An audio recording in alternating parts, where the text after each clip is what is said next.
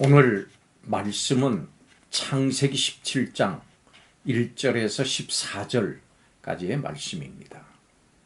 아브라함이 99세 때 여호와께서 그에게 나타나셔서 언약을 맺으셨습니다. 이 언약의 당사자는 하나님과 아브라함 그리고 그의 후손입니다. 하나님은 아브라함을 여러 민족의 아버지가 되게 하실 것이라고 말씀하시면서 그의 이름을 아브라함으로 바꿔 부르십니다. 이 언약은 하나님과 아브라함의 후손 대대로 세워진 영원한 언약입니다. 하나님께서는 아브라함의 하나님만이 아니라 그의 후손의 하나님도 되시겠다고 말씀하셨습니다.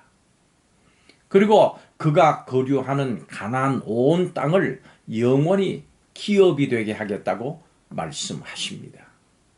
계속해서 아브라함이 이 언약을 지키고 그의 후손도 대대로 지켜야 한다고 말씀하셨습니다. 이 언약의 표징으로 아브라함에게 속한 모든 남자는 태어난 지 8일째 할례를 받으라고 명하십니다. 만약 할례를 받지 않은 남자는 백성 중에서 끊어지는 벌을 받게 될 것입니다. 하나님께서는 이 앞에 15장에서도 아브라함과 언약을 맺으십니다. 그런데 오늘 말씀에 나타난 이 할례 언약과 15장에 나타난 언약에 큰 차이점이 있습니다. 앞에 15장의 언약에서는 단지 언약만 주십니다마는 오늘 말씀에 나오는 언약은 언약의 당사자인 아브라함과 그의 후손에게 하나님께서 헌신과 순종을 요구하시는 것입니다. 그리고 하나님께서는 이 언약의 표징으로 그의 후손 대대로 할례를 행할 것을 요구하셨습니다. 아브라함에게 새 삶의 새 언약을 주신 하나님께서는 온 인류에게 구원을 베푸시고 그들을 물과 성령으로 거듭난 새로운 존재인 성도로 만드셔서 새로운 삶을 살게 하십니다. 오늘 말씀을 통해서 성도인 우리의 새로운 삶에 대해서 살펴보겠습니다. 첫째로 하나님께서는 우리에게 완전한 의를 요구하십니다. 아브라함이 99세가 됐을 때 하나님께서 아브라함에게 나타나셨습니다. 하나님께서는 아브라함에게 흠없이 완전한 행위를 요구하십니다. 그렇지만 인간이 하나님 앞에서 어떻게 완전하게 행할 수가 있겠습니까? 과연 어느 사람이 거룩하신 하나님 앞에서 완전할 수가 있겠습니까? 그러나 하나님께서는 아브라함에게 요구하신 하나님의 이 거룩한 요구를 오늘 우리에게도 요구하십니다. 내가 거룩하니 너희도 거룩할지어다. 하나님의 이 요구하심을 생각하면 우리는 절망할 수밖에 없습니다. 물론 우리는 몇 가지 선행을 할 수도 있을 것이고 또 어떤 종교적인 행위를 열심히 할 수도 있습니다. 그러나 아무리 애써도 하나님 앞에서 완전할 수는 없습니다. 뭘 해도 하나님의 의에 미치지 못합니다. 그렇기 때문에 우리는 하나님 앞에서 우리의 힘으로는 완전할 수 없는 존재임을 인정해야 합니다. 우리는 완전한 의를 요구하시는 하나님 앞에 서야 합니다. 그리고 우리가 하나님 앞에서 결코 완전할 수 없는 것과 죄인임을 발견해야 합니다. 그리고 이렇게 고백해야 됩니다. 하나님, 저는 죄인입니다. 부족합니다. 하나님의 절대적인 도우심이 필요합니다. 저를 도와주시옵소서. 두 번째로 하나님은 우리를 새로운 존재로 바꾸셨습니다. 하나님은 아브라함의 이름을 아브라함으로 바꿔주십니다. 여러분, 이름은 존재를 의미합니다. 하나님께서는 아브라함을 하나님 앞에서 완전한 의로 행할 수 있는 새로운 존재로 점차 만들어 가시겠다고 하는 것입니다. 그렇습니다. 이것이 바로 하나님의 방법입니다. 여러분, 우리도 아브라함처럼 새 이름을 받았습니다. 물과 성령으로 거듭나서 새로운 존재가 됐습니다. 보라, 새 것이 되었도다. 이제 우리는 우리가 사는 것이 아니고 우리 안에 예수 그리스도께서 사십니다. 하나님은 우리를 예수 그리스도 안에서 의롭게 하시고 새 사람이 되게 하십니다. 이제 우리는 우리 안에 사시는 예수 그리스도로 인해서 거룩한 삶을 살 수 있는 존재가 됐습니다. 예수 그리스도로 인해서 완전해질 수 있게 됐습니다. 그래서 이제 세상을 향해서 보라, 새 것이 되었도다 담대하게 선포할 수 있습니다. 마지막 세 번째로, 하나님은 우리의 옛사람을 죽이십니다. 하나님께서는 아브라함에게 할례를 받으라고 명하셨습니다.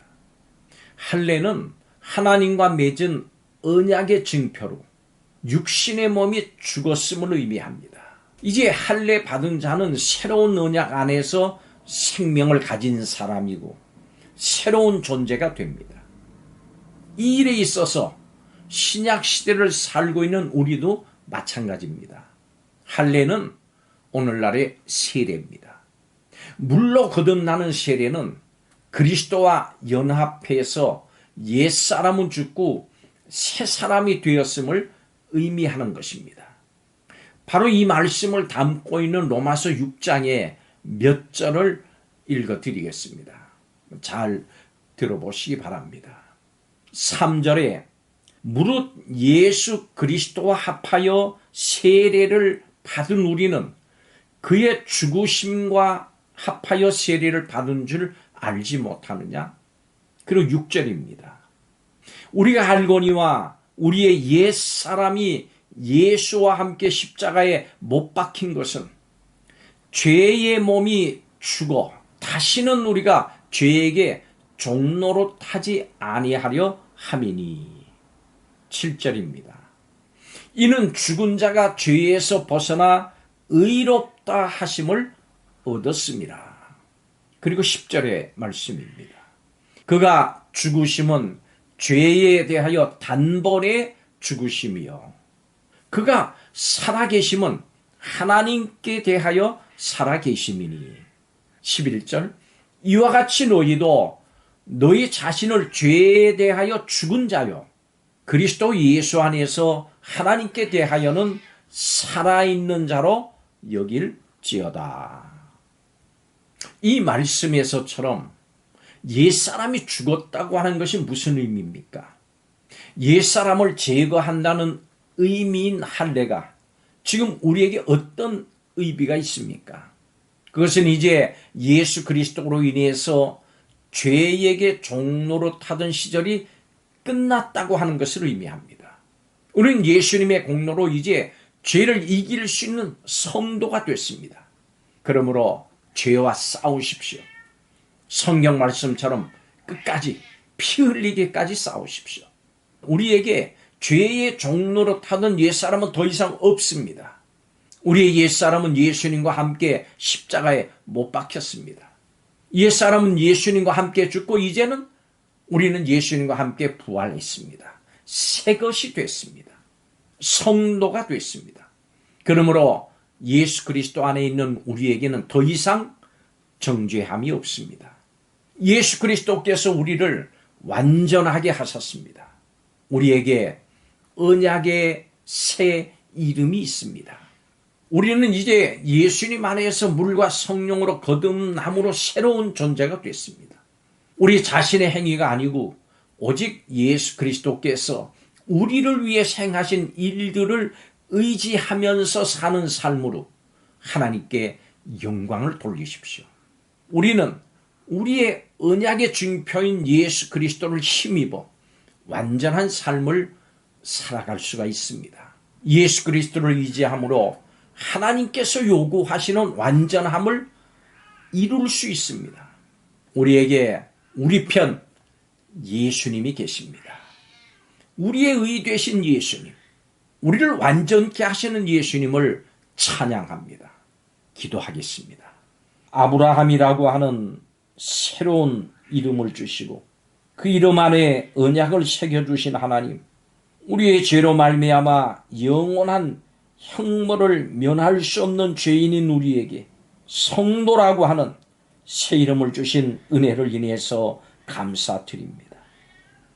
아브라함을 아브라함이라고 바꿔주시고 그에게 헌신과 순종을 요구하신 하나님, 이제 새로운 이름을 받은 우리도 헌신과 순종으로 이 새로운 이름에 합당한 삶을 살게 하여 주시옵소서. 이 새로운 이름에 합당한 삶을 살겠다고 다짐하는 이들이 위해 복 내려 주옵소서. 예수님의 이름으로 축복하고 기도하옵나이다. 아멘.